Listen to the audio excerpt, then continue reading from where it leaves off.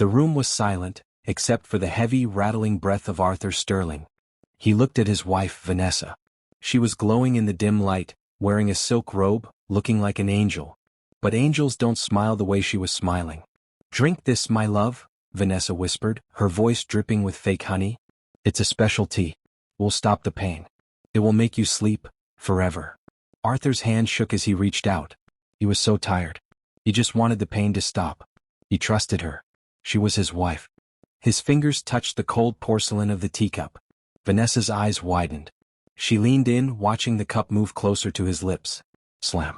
The bedroom door flew open, hitting the wall with a crack like a gunshot. Arthur jerked back, spilling a few drops of hot liquid on his hand. Vanessa spun around, her face twisting from an angelic smile into a demon's snarl. Standing in the doorway was Sarah, the young maid. She was breathless, her hair messy, her chest heaving. She looked terrified, but she didn't look away. "Get out," Vanessa hissed. "You clumsy little rat. Get out." Sarah didn't leave. She stepped into the room. Tears were streaming down her face. She looked at Arthur, the man who had been kind to her when the world was cruel. "Don't do it," Sarah begged, her voice breaking. "Sir, please. Don't drink it." Arthur looked confused. "Sarah? What is going on?" "It's not tea," Sarah screamed, pointing a shaking finger at the cup. "It's death." She put death in the cup. The silence that followed was heavy. Arthur looked at the cup in his hand. He looked at his wife, whose face had gone pale. This was the moment that would end a marriage and start a war. Stop. Before we see if Arthur drinks the tea, hit the subscribe button and tell me in the comments. Do you trust people easily, or do you watch their actions first? Let me know. Now let's see how this sweet girl ended up saving a billionaire. 3 months earlier, Arthur Sterling was the richest man in the city, but he was also the poorest in spirit. His house was a museum of expensive things, but it lacked a soul. His wife, Vanessa, was always busy. Busy shopping, busy at spas, busy spending his money. She never asked him how his day was. She only asked if the wire transfer went through. Then Sarah arrived. Sarah was 22. She wore simple clothes and had a hole in her shoe, but she had a smile that could light up a dark room. She needed this job to pay for her mother's heart surgery. "Sir?" Sarah knocked gently on his study door one evening. Arthur looked up from his paperwork. "Yes." Sarah walked in holding a small plate. "I noticed you didn't eat your dinner, sir. The chef went home, but I made you a sandwich. It's just cheese and tomato, simple village food. But you need your strength." Arthur stared at the sandwich. No one had made him a meal with their own hands in 20 years. He took a bite. He smiled. A real, genuine smile. "It's delicious, Sarah. Thank you." From that day on, a sweet friendship bloomed. Sarah wasn't just a maid, she was the only person who saw Arthur as a human being. She would leave fresh wildflowers on his desk because she knew he liked the smell. She would turn down his bed and leave a mint on the pillow. "You work too hard, Sarah," Arthur told her one day, handing her an extra envelope of cash. "For your mother. Get her the best doctor." Sarah cried that day. She vowed that she would do anything to protect this kind, lonely man. But kindness has enemies. Vanessa hated Sarah. She hated that the village girl made Arthur smile when she couldn't. "Look at her," Vanessa spat one day watching Sarah water the plants. "She thinks she's part of the family. Disgusting." Vanessa wasn't just jealous. She was impatient. She wanted Arthur's money, and she was tired of waiting for him to die of natural causes. The darkness entered the house in the form of a man named Marcus. He was Vanessa's tennis coach, but they didn't play tennis. Sarah was cleaning the patio windows when she saw them. Vanessa and Marcus were by the pool, thinking they were alone. "I'm sick of him, Marcus," Vanessa groaned, sipping champagne. "He's so boring. And he's healthy. His doctor said he could live another 20 years. Marcus laughed, a cruel sound. 20 years? I can't wait that long to be rich, babe. We need a shortcut. Sarah froze behind the curtain. She pressed her ear against the glass. "I found a way," Vanessa whispered, leaning in. "A powder. It mimics a heart attack. Tasteless. Odorless. 1 cup and he goes to sleep. The autopsy will just say his heart gave out." "When?" Marcus asked, grinning. "Soon," Vanessa said.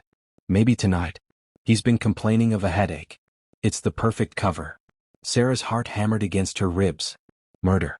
They were planning a cold-blooded murder. She wanted to run to the police, but she was scared. Who would believe a maid? Vanessa would twist the story. She would say Sarah was stealing. She would have Sarah thrown in jail and her mother would die without care. Sarah decided she had to be the shield. She had to watch him every second. That evening, Arthur came home holding his head. "I feel terrible," he groaned. "My head is splitting." Vanessa's eyes lit up. She looked at Marcus, who was hiding in the hallway. She nodded.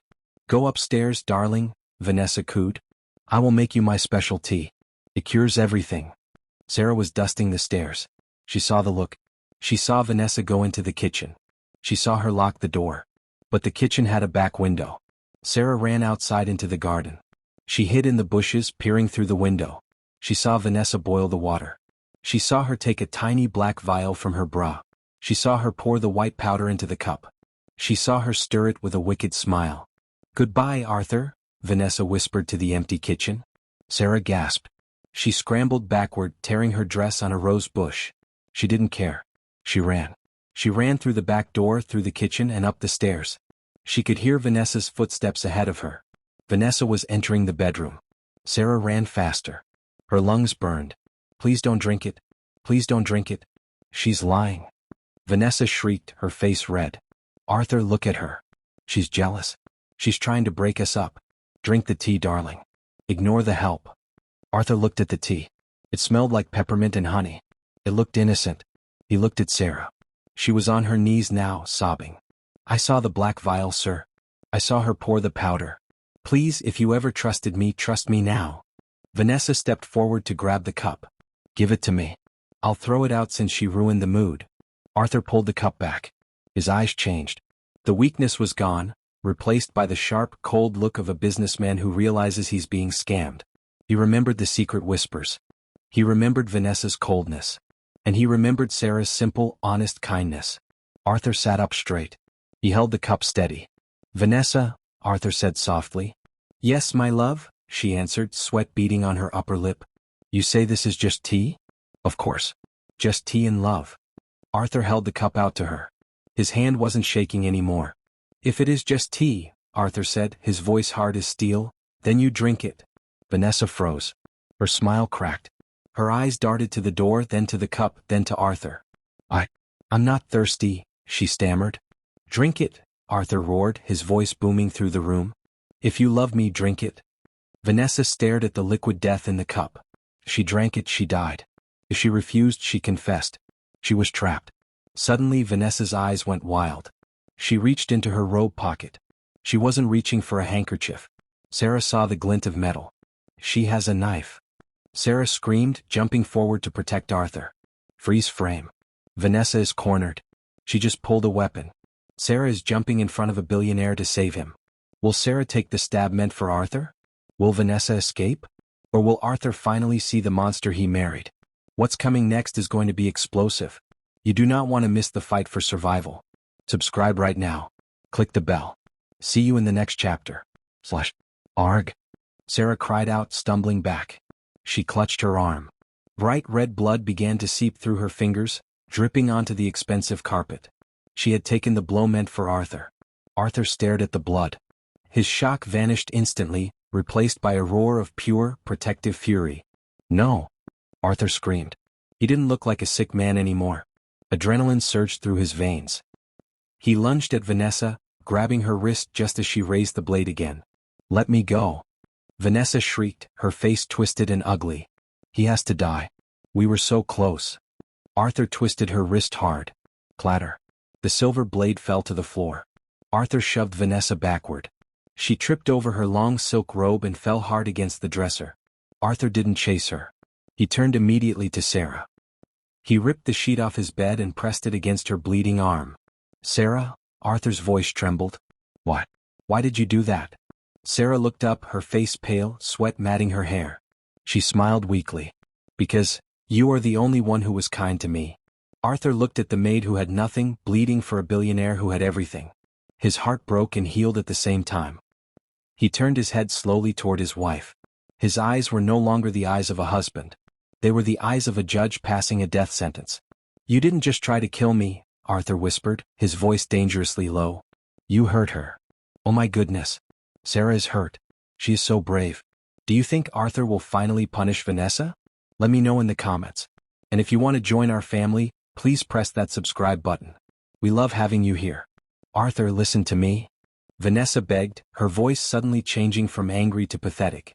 She started crying fake tears. I wasn't thinking. It was self-defense. She attacked me first. Stop it, Arthur said coldly. He reached for the phone on the bedside table. I am calling the police. And I am calling my lawyers. You will leave this house in handcuffs. Vanessa's eyes darted around the room. She was trapped. She knew her charm wouldn't work anymore. She needed help. Marcus, she screamed at the top of her lungs. Marcus, help me. Arthur froze. He looked at the door. Marcus? Your tennis coach. Vanessa smiled a wicked, desperate smile.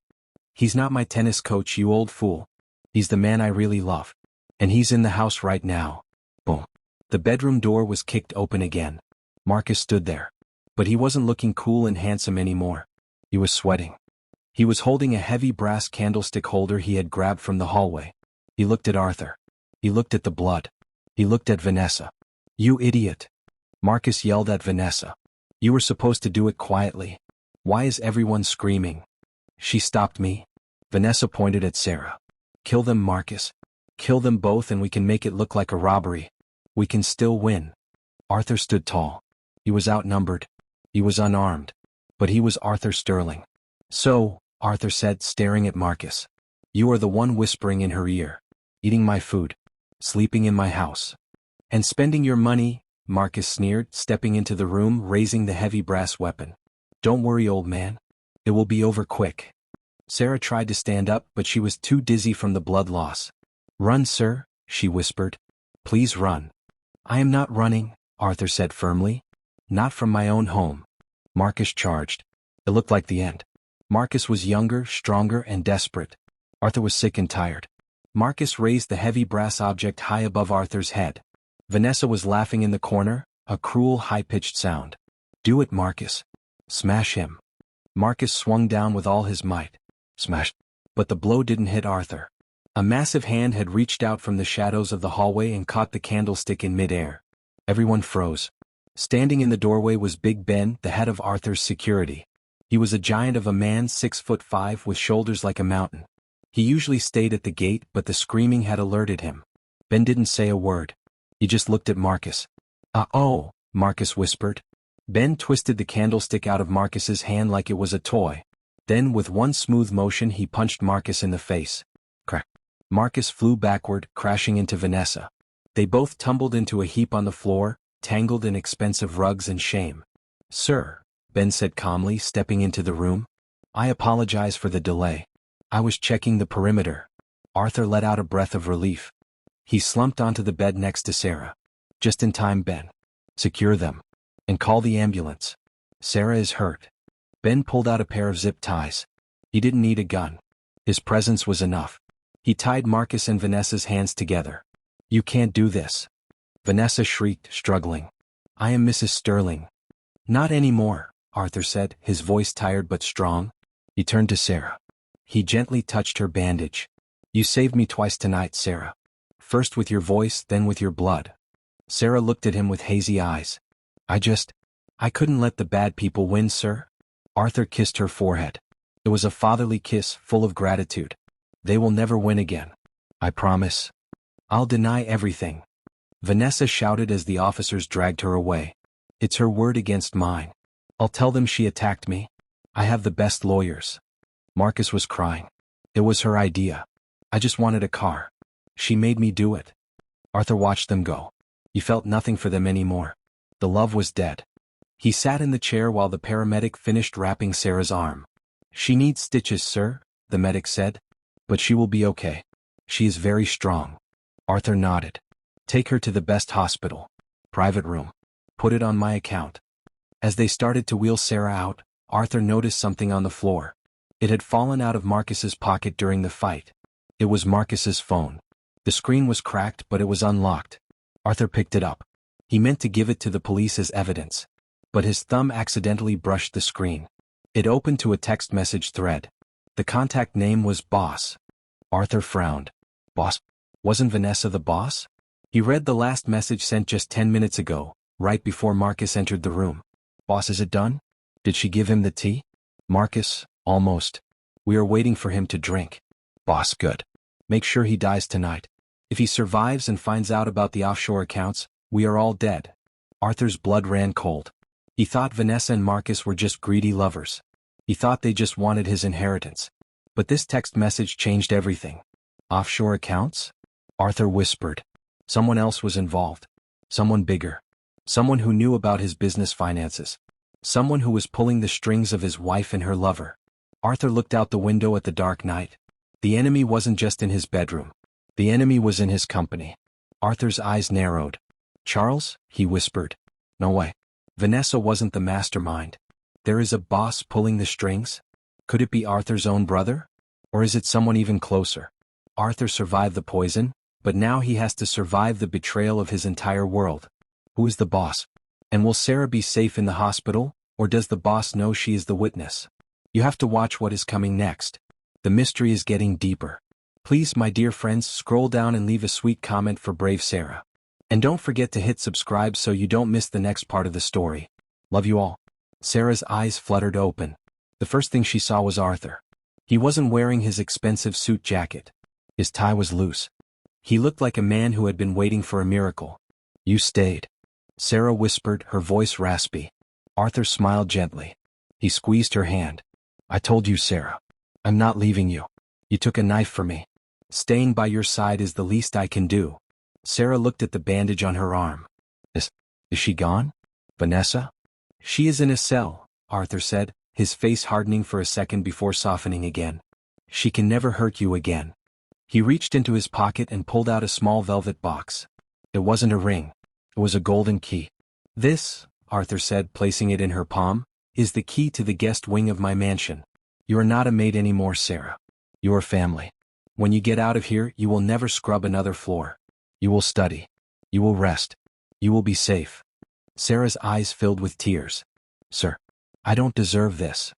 You deserve the world, Arthur said. You are the only honest thing in my life. He stood up. I have to go for a few hours.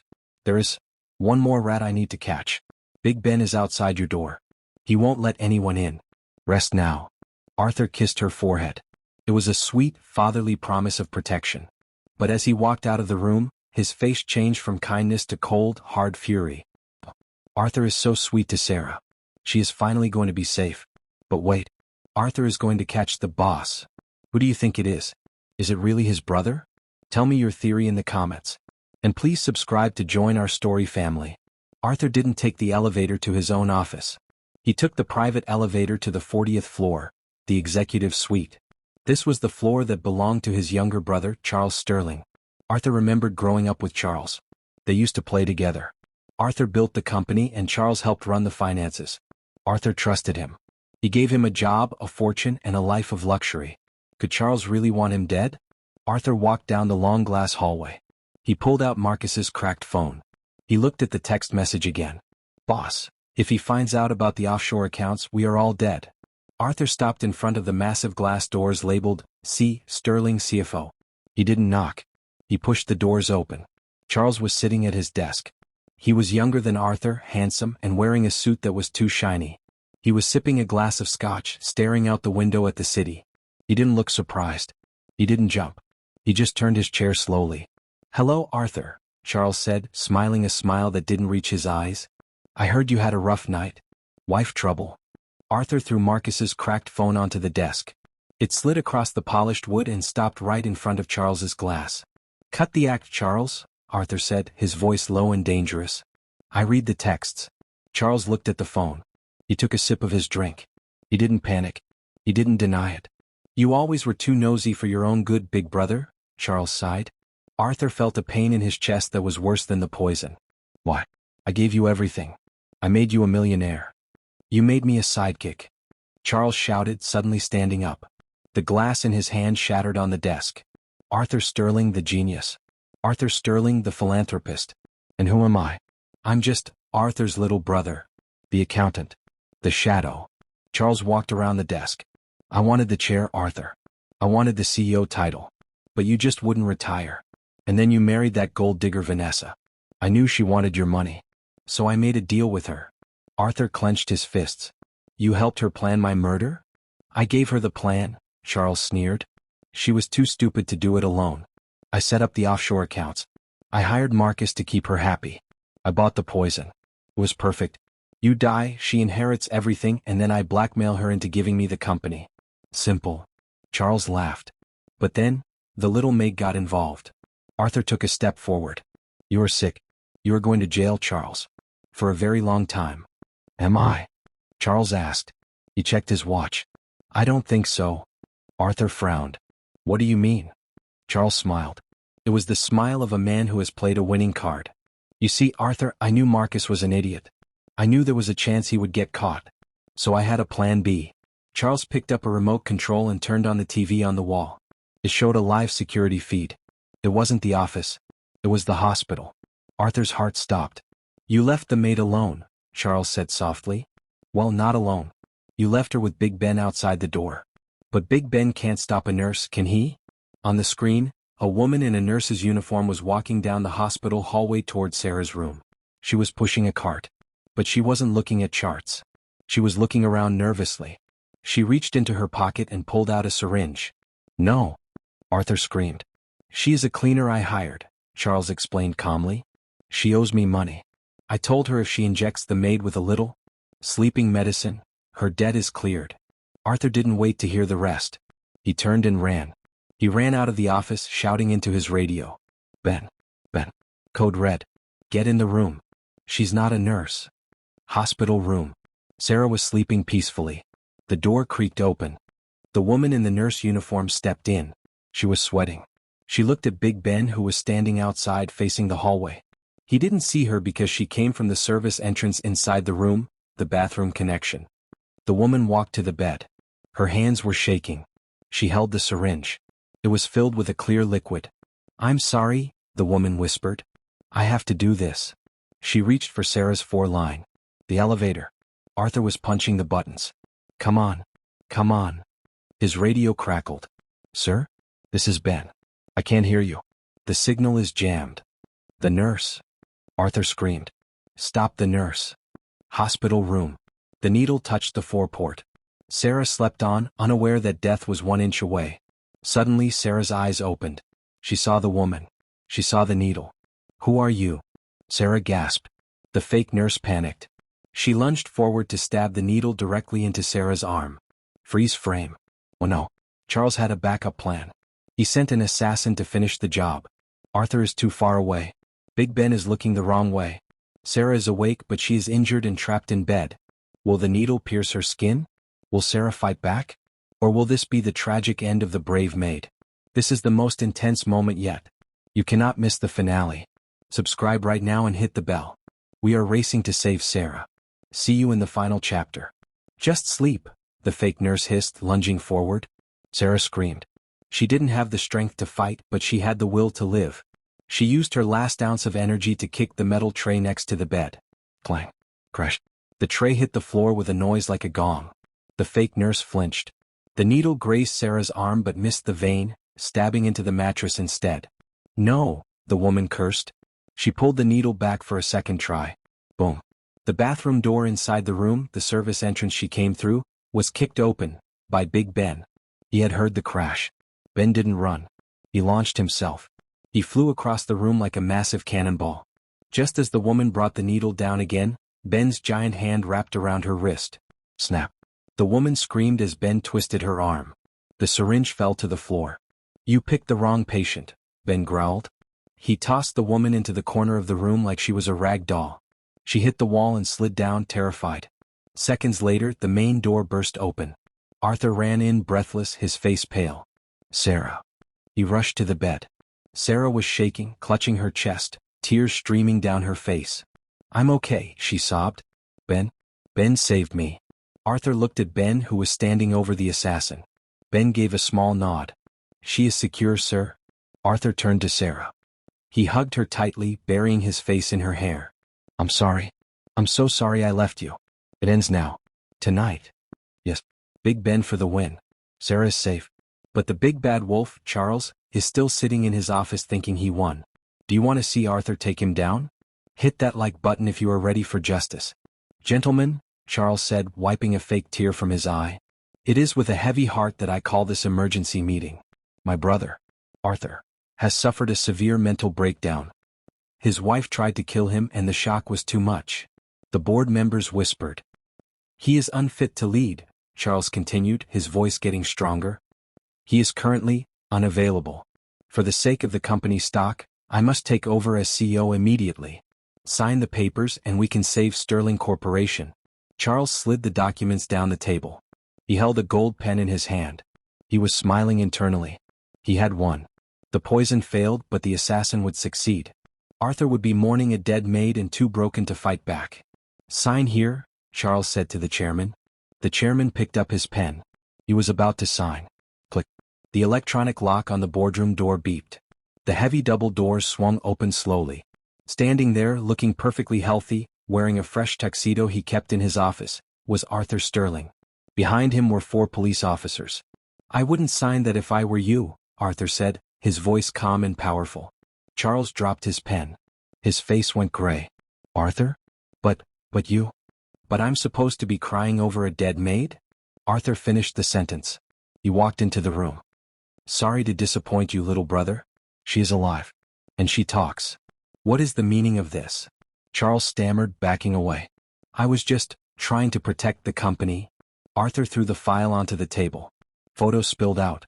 Photos of Charles meeting with Vanessa.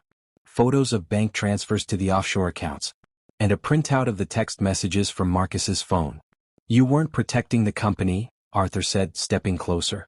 You were robbing it. You hired your brother's wife to kill him. You hired a cleaner to kill a witness. You are not a CEO, Charles. You are a murderer. The board members gasped. The chairman stood up. Is this true? No. It's a lie. He's crazy. Charles screamed, looking for an exit. Arthur nodded to the police officers. Officers, take him. You can't touch me. Charles yelled as the police grabbed his arms. I am a Sterling. I own this city. You own nothing, Arthur said coldly. I cut you out of the will 10 minutes ago. You are broke, Charles. Charles fought. He kicked. He screamed.